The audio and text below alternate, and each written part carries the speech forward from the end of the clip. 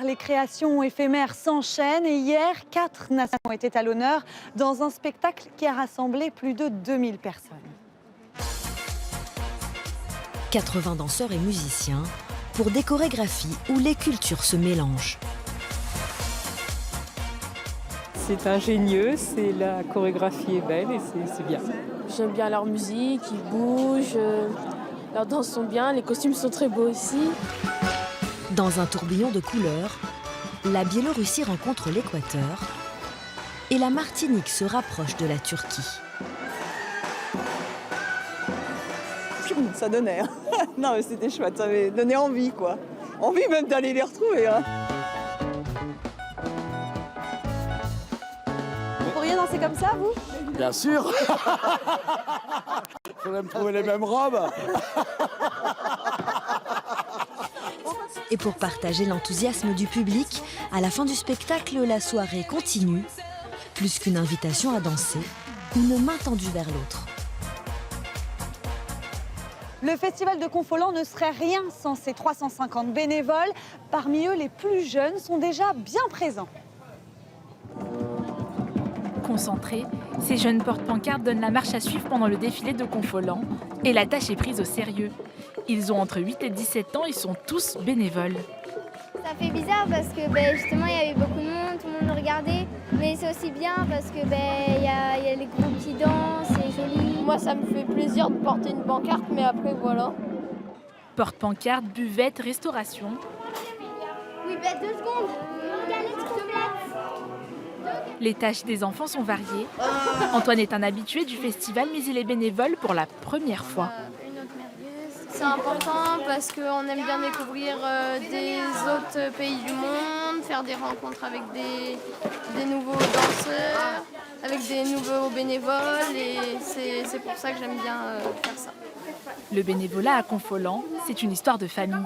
Déjà j'aimais bien le festival et puis maman était bénévole donc dès que je suis née j'étais au festival en fait. C'est le vivier et c'est eux qui seront les adultes de demain.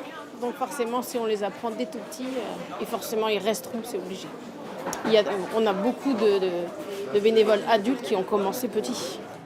Cette année, ils sont 80 à prêter main forte au festival sous le regard bienveillant des plus grands. À chaque lieu, il y a des majeurs.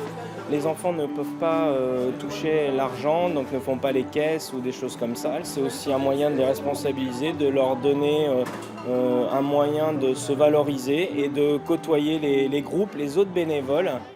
Tous prennent du plaisir à donner de leur temps. La relève est assurée. Tout au bout après.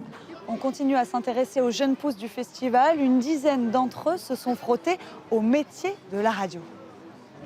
Bonjour. Bonjour. On est FDC Radio, la radio du festival des Confolens et on voudrait vous interviewer par rapport au festival. 10 ans et déjà journaliste. Depuis une semaine, ces jeunes vont à la rencontre des festivaliers, des artistes pour créer leurs propres émissions. Avec ce qu'on a récolté, on va faire un montage et après ça va donner une radio en gros et qu'on va poster sur des sites. Donner la parole aux jeunes, une mission que s'est donnée pour la 2e année consécutive le Centre social de Confolens et une réalisatrice radio, un enjeu essentiel. C'est aussi une manière de faire en sorte que les jeunes puissent s'approprier un temps de parole, oser poser des questions à des adultes qui leur posent des questions à eux aussi. C'est un peu lutter contre une forme d'infantilisation aussi. Ils ont leur place comme n'importe qui ici. Est-ce que vous avez des anecdotes pour nous, s'il vous plaît ? Des anecdotes, je suis pas sûre de pouvoir tout raconter.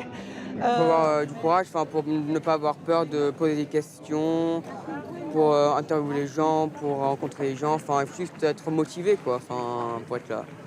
En studio, la configuration est digne de celle des professionnels pour 30 minutes d'interview non-stop avec les représentants de la Biélorussie. Je suis très ému, beaucoup plus que répondre à vos questions. Pourquoi ? Je sais pas, ce sont des enfants, il faut être honnête. Ça nous apprend quelques mots dans leur langue, ça nous apprend des trucs sur leur pays, sur leur groupe, sur leur langue, plein de trucs. Les émissions de ces journalistes en herbe s'écoutent tous les jours en podcast sur rhizome.media. On se retrouve demain pour vous présenter les nouveautés du festival.